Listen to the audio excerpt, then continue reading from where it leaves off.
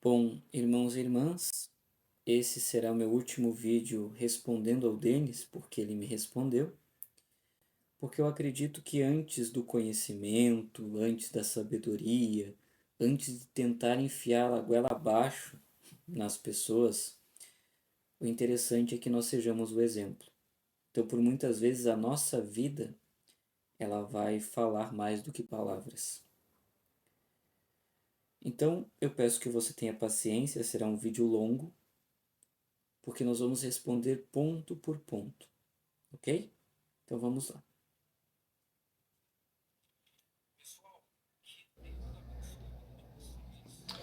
Pessoal, que Deus abençoe a vida de vocês em nome do Senhor Jesus Cristo. Olha, conforme eu havia prometido, eu vim aqui para responder o Talmidim, né? O Talmidim, ele tem reagido aí aos meus vídeos, né? Tem feito comentários, né? Dos vídeos que eu tenho postado, né? E um vídeo que eu postei, eu combati uma heresia falada pelo padre José Eduardo, né? Ele diz em uma pregação que para a pessoa ficar cheia do Espírito Santo, ela não pode largar Nossa Senhora. Para você, meu irmão, que está me assistindo agora, se você quiser ficar cheio do Espírito de Pentecostes, você tem que estar agarrado com Maria, né? E eu combati isso e o Talmidim reagiu, discordando, né? Fez um vídeo aí, só que não provou nada. É que na verdade, Denis, o meu intuito não foi provar. Até porque não tem o que provar. Porque você criou um espantalho e está batendo nele e está se vangloriando que está refutando. O que é não largar Maria? Se agarrar a Maria? É tomar a vida dela como exemplo. A Santíssima Virgem, ela foi e é a criatura mais bela e mais perfeita que pisou nessa terra. Porque Deus a criou, Deus a designou com o propósito de gerar o Verbo, o Deus encarnado. Então, quando nós dizemos, por exemplo, teologicamente, que se você quer ser cheio do Espírito Santo, não largue Maria, nós queremos dizer o seguinte: se você quer ser cheio do Espírito Santo, tenha a vida dela como exemplo. Por quê? Porque a vida dela foi um exemplo de fé perfeita. São Paulo, por exemplo, vai dizer o seguinte: sede meus imitadores como eu sou de Cristo. Ora, se nós devemos somente imitar a Cristo, então por que ele não apontou diretamente para Cristo? Não sede meus imitadores porque eu sou falho, sede imitadores somente de Cristo. Então, tomar para si exemplos de vidas santas é bíblico. É bíblico. Então, você consegue entender que não tem o que provar, porque o padre José Eduardo estava falando para católicos. E nós que estudamos teologia sabemos exatamente o que o padre José Eduardo está querendo mencionar. Não é? Exatamente. É tomar a vida dela como exemplo. A não ser deles que você me diga que a vida dela não é digna de ser tomada como exemplo. E aí uma coisa leva a outra. Por quê? Se eu tenho uma fé perfeita como ela teve, uma obediência perfeita como ela teve, se eu tenho a palavra sendo gerada em mim como ela teve, nós espiritualmente e ela fisicamente, automaticamente nós seremos cheios do Espírito Santo. Só trouxe achismo da parte dele. Então, o que a gente tem feito era coisas para vocês católicos corrigirem, né? Para vocês alertarem as pessoas que estão sendo induzidas. Nós temos um problema, meu amigo Denis, por quê? Tudo o que vocês estão fazendo é para nos alertar e corrigirmos. Mas você já corrigiu a sua religião? Aonde estão os vídeos, por exemplo, batendo na teologia da prosperidade? Aonde estão os vídeos, por exemplo, batendo na fragmentação do protestantismo? Aonde estão os vídeos, por exemplo, batendo no abuso no abuso da fé das pessoas? Denis, você estava numa igreja que é exatamente assim. Inventaram uma fogueira santa em Israel que não existe para manipular a fé das pessoas. E aonde estão seus vídeos atacando isso?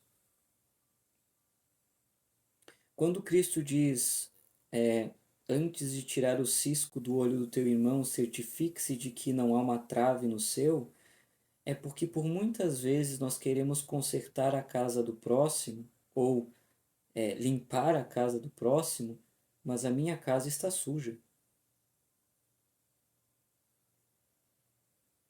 Tenha toda esta energia, tenha toda esta veemência para corrigir a sua religião. Porque nós somos 1,5 bilhão de católicos. Se Deus tiver que levantar alguém para corrigir os supostos erros da igreja, ele irá levantar um católico. Então é isso que você precisa entender. A sua religião não está um mar de rosas para que seja o exemplo para dizer, olha, católicos, vocês estão errados. Ao erro, entende? Maria, ela não é a quarta pessoa da Trindade, não é. Quem disse que ela é a quarta pessoa da Trindade? Um católico que estuda, um católico que respira o catolicismo, jamais irá mencionar que Maria é a quarta pessoa da Trindade. Ela não tem participação nenhuma para a pessoa ser cheia do Espírito Santo, para a pessoa ser batizada com o Espírito Santo. Não tem. Pedro. Não tem? São Paulo tem? Porque São Paulo nos orientou a imitá-lo. E ele não teve o Espírito Santo? A não ser que o problema seja a Santíssima Virgem. Porque imitar a vida das pessoas cujo qual alcançaram uma perfeição espiritual é bíblico. É bíblico. Ela não só teve, como tem um papel fundamental no plano salvífico de Jesus. Porque se não fosse pelo sim, pela obediência, ainda sendo muito nova, eu posso dizer uma criança, a redenção não teria chegado à humanidade. E não havia outra mulher preparada, porque ela foi criada pelo próprio Deus. As suas exigências, para que então Deus fosse gerado nela. Pregava o evangelho na casa de Cornélio, está nas Escrituras, Atos capítulo 10. E quando Pedro anunciava a boa nova e falava do Senhor Jesus Cristo, o Espírito Santo desceu sobre todos, sobre Cornélio e sua família. E Maria não estava lá. Ela sequer foi citada na pregação do apóstolo Pedro. Então isso já cai por terra, essa afirmação do Pai. Não é porque ela não foi citada, ou não é porque ela não estava lá, que ela não é importante, Denis. Para eu imitar a vida de alguém, ele não precisa estar fisicamente. São Paulo não está fisicamente aqui. E eu imito a sua vida. São Pedro não está fisicamente aqui e eu imito a sua vida. Então não é porque ela não estava ou porque ela não foi mencionada que as pessoas ao redor não a reconheciam como a mãe do Salvador. Não faz sentido essa sua hermenêutica. Entende? Isso é heresia. Não tem base bíblica para isso. E o que eu fico impressionado é você, Talmidim, tentando defender, tentando. Irineu de Lyon vai dizer que aonde Eva pecou, Maria foi advogada. Aonde está a base bíblica para isso? Então eu devo entender que Irineu de Lyon, então, ele está induzindo a todos ao erro segundo a sua visão, porque não há uma base bíblica. Aonde está o versículo mencionado por Irineu de Lyon que fala explicitamente aonde Eva pecou, Maria foi advogada? Então, estar descrito não é um critério para ser verdade. Sustentar algo insustentável, coisas que nem a tua igreja ensina, o Talmidim. Tanto é que os teus próprios irmãos católicos falam que isso não é doutrina da igreja, que o padre errou, e você tentando defender isso. Eu estou fazendo coisas que era para o magistério Bom, da tua igreja. esses meus irmãos católicos, alguns deles dizem que a Bíblia é somente um livro.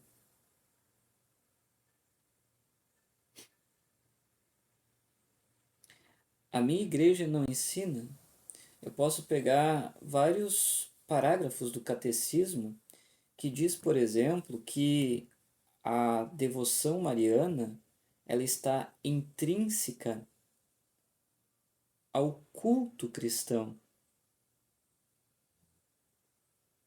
Ou seja, é indispensável a devoção mariana na fé. Por exemplo, parágrafo 971. A piedade mariana é intrínseca ao culto cristão, que foi o que eu mencionei aqui. A piedade da Igreja para com a Santíssima Virgem é intrínseca ao culto cristão. Isso significa que não se pode ser cristão completo sem devoção a Maria. Por quê? Porque ela teve uma vida, uma fé perfeita. A honra a ela não é um acessório opcional, mas faz parte da estrutura mesma da fé cristã. Parágrafo 970. A mediação de Maria ostenta a potência de Cristo. A mediação mariana em nenhum modo obscurece nem diminui a mediação única de Cristo, mas ostenta a sua potência. A devoção a Maria não compete com Cristo, ela o revela. Quanto mais honramos Maria, mais glorificamos o que Deus fez nela. Parágrafo 972 do Catecismo. Maria é sinal seguro de salvação.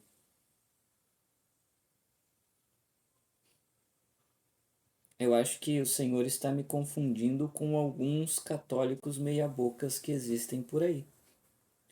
Eu jamais ensino o que a igreja não ensina. E se um dia isso ocorrer, eu paro de gravar. Não é à toa que, graças ao bom Deus e pela misericórdia dele, porque eu sou nada, tem protestantes que me respeitam, tem católicos que usam das minhas teses para debates. Eu jamais iria falhar com eles, ensinando o que a igreja não ensina. Até porque, segundo o Código de Direito Canônico da igreja, você não pode ensinar aquilo que a igreja não ensina. Fazer. E quem está fazendo? Nós, os protestantes. E o que você traz no vídeo é afirmações em verdades, falando que eu. Exato. Se o magistério da minha igreja não faz, então você também não faz. A não ser que a sua religião esteja completamente perfeita. O que nós vemos não é a realidade. O que há de pessoas saindo do protestantismo e virando ateias, porque é ensinado uma fé sentimental, você deve dar para receber. Se você não sente nada no culto, Deus não está lá. Se o pastor está em pecado, então pronto, acabou, o sacramento não é válido. Embora que não há sacramento em si na igreja protestante, a não ser o batismo e, se eu não me engano, a ceia, né? E no protestantismo raiz, a ceia, né? Que foi o que eu mencionei antes. Isso se forem, né, sacramentos. Tudo isso está tranquilo? Tudo isso está top? Não há fragmentação no protestantismo? Não há teologia da prosperidade? Não há abuso? Usando, por exemplo, Malaquias 3,10, falando do migrador, devorador e destruidor como demônios para fazer com que as pessoas deem mais do que é permitido? Aonde estão os vídeos, Denis? Odeio Maria, que os protestantes odeiam Maria. A construção que você fez, cara, não faz sentido. Você falou, como é que a pessoa vai ser cheia do Espírito Santo odiando Maria, sua mãe? Bom, eu não me recordo, ok? Mas assim, aonde está o trecho do meu vídeo que eu disse que você odeia Maria, Denis? Você consegue entender que às vezes um vídeo tão simples você acaba deturpando a fala? Se eu não me engano, eu não mencionei nem no meu vídeo que protestantes odeiam Maria, embora isso seja uma verdade. Os protestantes atuais odeiam Maria. O que há de pastores quebrando imagem de Nossa Senhora? O que há de pastores dizendo, por exemplo, que Nossa Senhora Aparecida é um demônio? O que há de pastores dizendo, por exemplo, que Maria é como qualquer outra mulher? O que há de pastores dizendo que a devoção a Maria é idolatria? E todos nós sabemos, pelo menos quem estuda, que idolatria se caracteriza culto pagão, ou seja, você está chamando Maria de pagã.